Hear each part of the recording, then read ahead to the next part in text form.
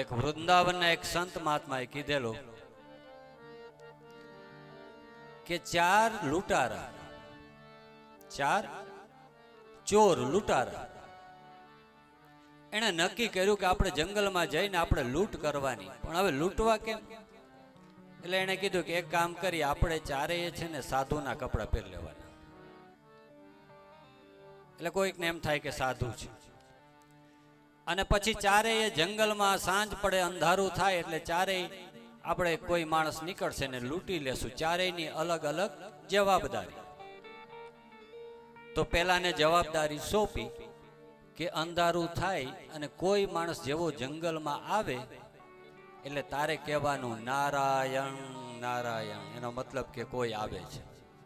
એટલે અમે તૈયાર થઈ જાય. કીધું ભલે કાંઈ વાંધો નહીં. બીજાને કીધું તારી શું જવાબદારી? તો કે તારે ચેક કરવાનું કે એની પાસે પૈસા છે કે નહીં. હવે એ જમાનામાં અહીંયા પેટ હોય ને, પેટની પાસે ખિસ્સું રાખતા અંદર અને એમાં પૈસા રાખતા. એટલે તારે ચેક કરવાનું કે એના પેટની પાસેનું, ઘણાના ગંજીમાં હોય છે ને ખિસ્સું, એટલે તારે ચેક કરવાનું કે એની પેટની પાસેના ખિસ્સામાં પૈસા છે કે નહીં. પૈસા હોય તો તારે કહેવાનું દામોદર. દામ એટલે પૈસા, ઉદર પેટ પાસે પૈસા છે. ત્રીજાએ કીધું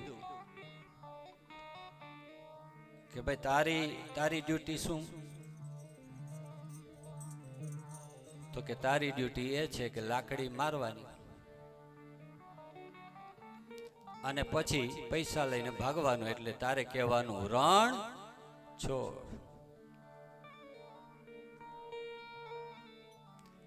આવી રીતે મળીને એ ચોરી એ લૂંટ કરતા હતા. એક વખત વાતાવરણ બગડ્યું, વરસાદ પડતો તો એક ઝાડની નીચે ઊભા હોય છે. વીજળી પડી, એ ઝાડ પડ્યું અને એ ઝાડની નીચે એ જે ચારેય લૂંટારા હતા એ ત્યાં મૃત્યુ પામ્યા. હવે લૂંટ કરતા હતા, પાપ કરતા હતા, એટલે એને લેવા માટે યમના દૂત આવે છે, એને બાંધવા જાય છે.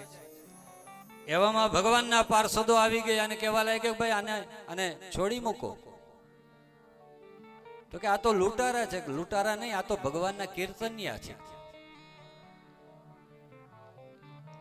આ તો નિત્ય આ જંગલમાં આવીને કોઈ નારાયણ નારાયણ કહે, કોઈ રણછોડ રણછોડ કહે, કોઈ દામોદર કહે. આ નિત્ય એટલા દિવસથી ભગવાનનું નામ લે તો ભગવાનના કીર્તનિયા કહેવાય. એને કઈ નરકમાં લઈ જવાય?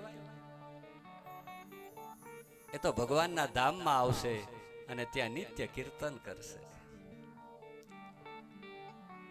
ભગવાનના પાર્ષદો એને છોડાવ્યા છે. ભગવદ નામ એવું છે કે તમે વેરથી, મસ્કરીમાં, અવહેલનામાં, અજાણતા પણ બોલો તો તમને ફાયદો કરે છે.